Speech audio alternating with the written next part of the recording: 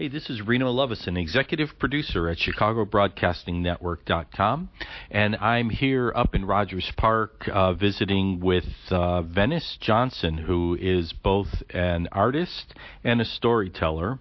And we got to talking, and she decided to read a story for me, which you're going to get a chance to hear in just about a minute. But first, a couple seconds of our theme song, Foster Avenue Beach, by Steve Solomon.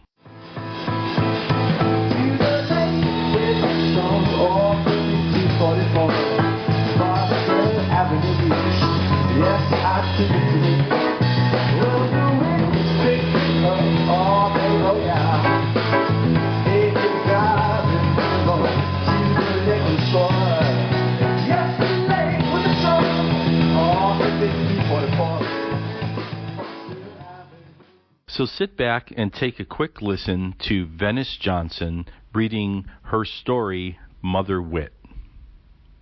My name is Venice Johnson. My growing up was on the west side of Chicago, started out on the south side, and had the rest of my childhood on the west side of Chicago, Kedzie, Washington Street, Warren Street, Fulton Street. And the story I'm about to tell, Mother WIT, was actually inspired by a story my grandmother told me about a lady she used to work with. My grandmother came from Alabama, Hannon, Alabama, when she was 5, and she came to Chicago and moved to the south side and moved to a rooming house. And I used to come and visit her then when I was a baby. That's where I was actually born. I was born at home on a kitchen table. And my grandmother was the kind of person, she had a very, very deep voice. And everything about my grandmother was dramatic. And when she would tell something, sometimes she would whisper it like it was conspiracy, like, baby, let me tell you something. And she was just that kind of person. She was a storyteller to her heart. My father equally was a storyteller. My father spoke in exclamation points. So I loved my father's stories and my grandmother's stories, and they raised me with a kind of morality and an understanding about men and women and their relationships. So the story Mother WIT I'm about to tell you is a story she told me. The year I turned 9, my grandmother leaned over a pan of unwashed greens and said, "Now, baby, listen to what your old grandma gonna tell you about life." Huh? I used to work with this ungrateful woman who had a good husband. Good husband. He bought that gal anything her heart desired. Clothes, shoes, car. They had a swell flat on 47th Street. And he never made no grumble about any of her friends. But did she appreciate it? No, she didn't appreciate none of that. No, sir. Lord, all that ungrateful heifer could do was talk about that man's feet. His feet. I turned up my nose like I could smell them too.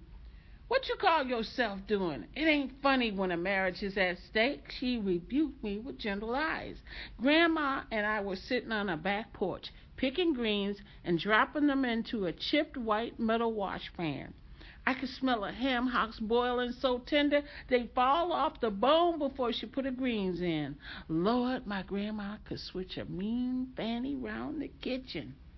Lord, Lord, Lord. Once the meat was done, she'd take down her cast iron skillet and make hot, crusty, butter-dripping cornbread served with ice-cold buttermilk so you could dip it on the side. And yes, there would be Kool-Aid, so sweet my tongue would tingle.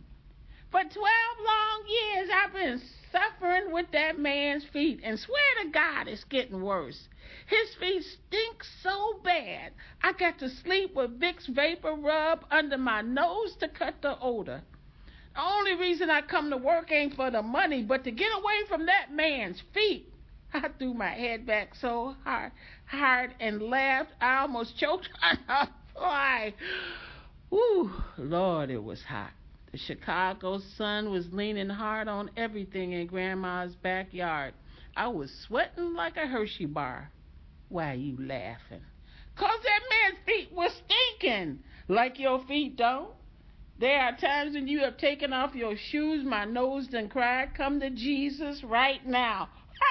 I bust out laughing, did so, and at the same time we stuck out our tongues and laughed at each other.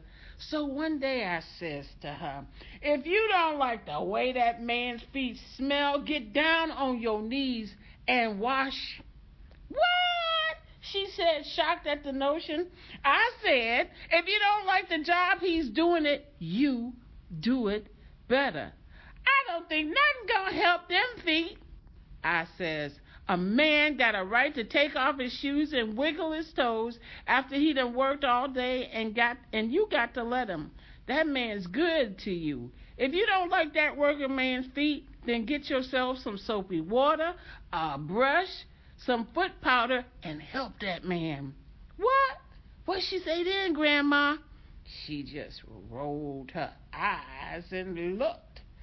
But she must have thought it over, 'cause she come in the next day and said when her husband got home, she had the water waiting, and when he kicked off them shoes, she got down on the floor, took off them socks, held her breath, and started to scrubbing.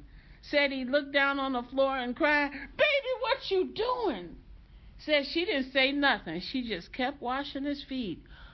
Wow.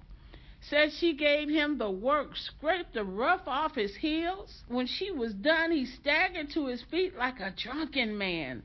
Over a plate of meatloaf and a hill of mashed potatoes and gravy, the man lost his mind.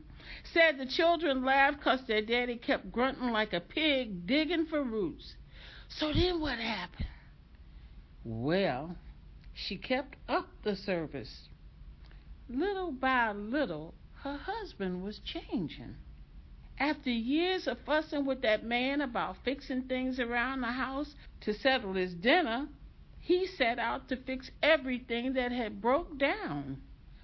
One time, he called from work and said, honey, don't cook tonight. The kids gonna be spending the night at Big Mama's house. I'm taking you out for dinner.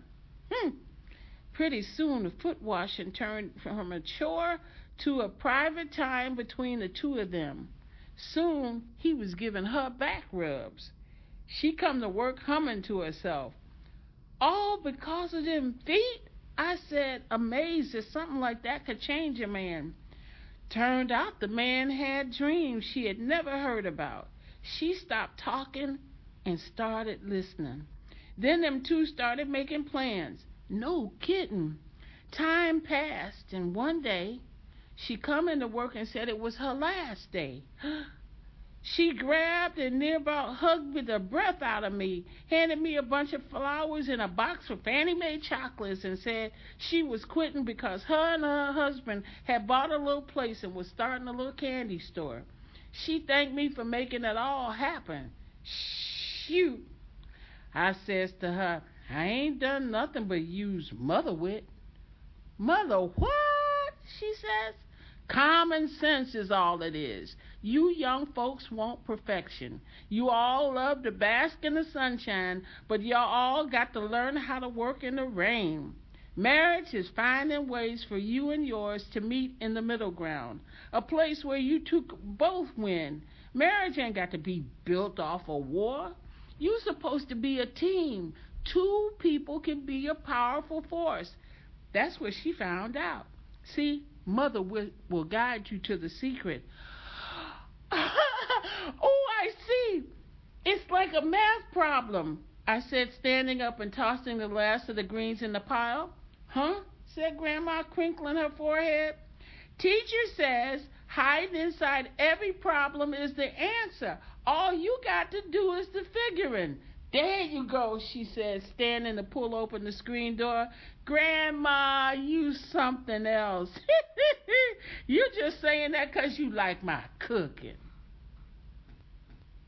So I hope you enjoyed that story, because we're expecting to hear a whole lot more from Venice Johnson in the future. So she's going to be a contributor to ChicagoBroadcastingNetwork.com, offering some more stories and some more of her experiences living and growing up in Chicago.